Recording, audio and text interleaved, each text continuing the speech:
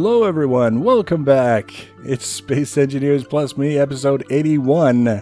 I'm Igneous, and today it's all about the details. We're working on the mining system for the Atlas Mark II.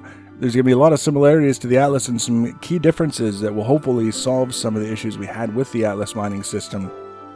And the easiest way to kind of look at those is to just dive right in and take a look at what we've been working on. We've got the inner ring of the auto gyro that we've been working on. That's going to be what's holding the tether. This is the tether. This is what's going to be holding the bore head.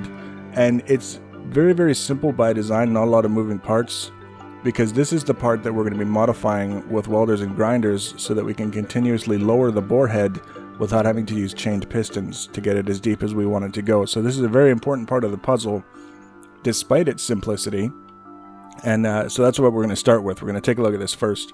Now, I guess the easiest way to describe this would be that it's a conveyor tube that leads from the borehead to the ship so that we can get stuff off the borehead and onto the ship into storage. And then there's a bunch of stuff built around it in order to allow it to do what it needs to do. So we've got a connector here that'll connect to the borehead. This connector here will connect to the connector in the inner ring. And then we've got merge blocks. We've got a merge block here. This connects to the merge block in the inner ring to hold it steady while it's mining. And then this merge block down here will connect to the borehead, again, to hold it steady while it's mining. And then we'll have the connector, obviously, to transfer this stuff. This gray block is something that you either won't weld if you're welding from a blueprint, or you grind it off after you did weld it. Whatever works. It's not at all part of the design, I should say. It was just there so that I could start building this guy, and then once this is done, it's an easy way to make a blueprint and carry it up into the inner ring itself to test. There's a little bit more work left to be done up top here.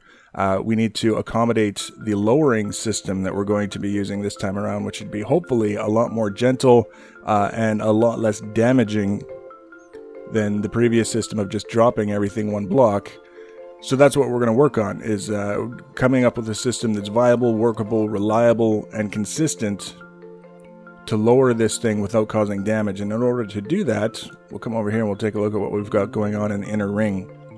Now, for starters, just for the sake of simplicity, I built this square out of unwelded armor blocks so that you can see the opening that the tether will fit through.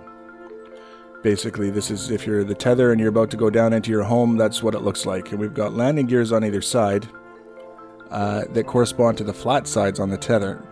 Here and the opposite side, those are the only sides on the tether that would allow you to make a connection to another block. These other blocks are all angled specifically for the purpose of not allowing you to make connections. So we don't have to worry about something becoming accidentally connected when we use the merge blocks in a way that forces us to go around and grind them apart when we want to release the merge blocks, because the ship doesn't care about the merge blocks anymore. It's already got a permanent connection elsewhere.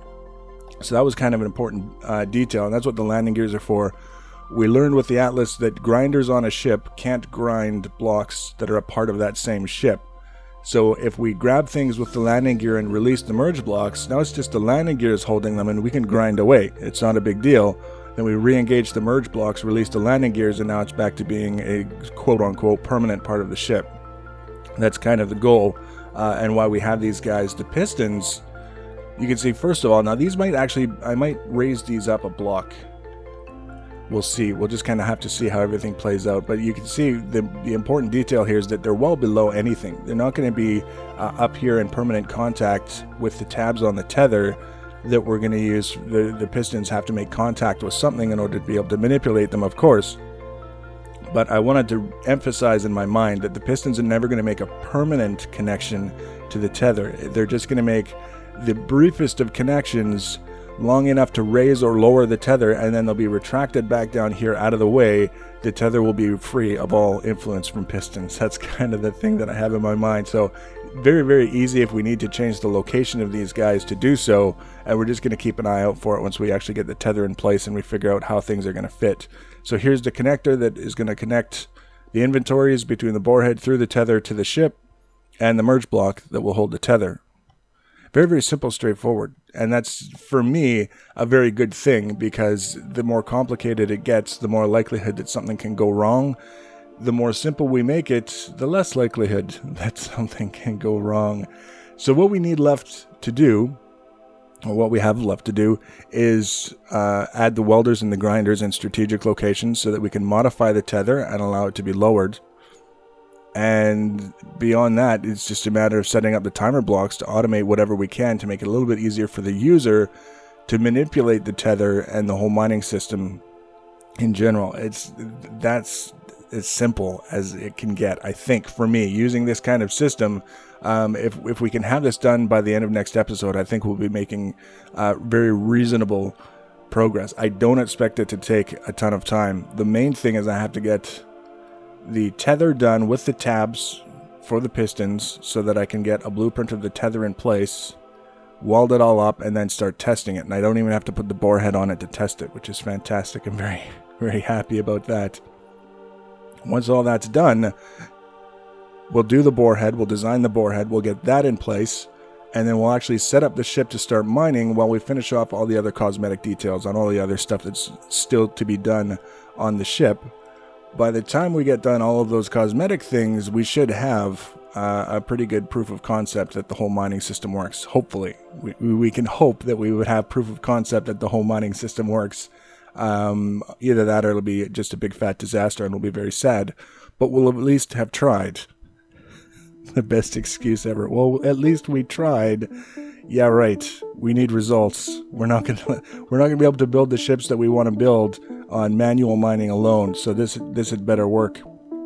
So the next episode, hopefully, you'll be able to see this whole thing assembled and doing its job, doing what it needs to do, reliably, consistently, and without a whole bunch of extra fiddling around that we don't need to be doing. Just move it, rebuild it in a way that allows us to lower it further, and let the mining thing go. That's the whole goal for the system. So if you want to be notified about that next video, you can subscribe to my channel. You can follow me on social media. Links for social media are always in the information box below the video. Feel free to leave your comments and feedback. Thanks for watching, guys, and take care.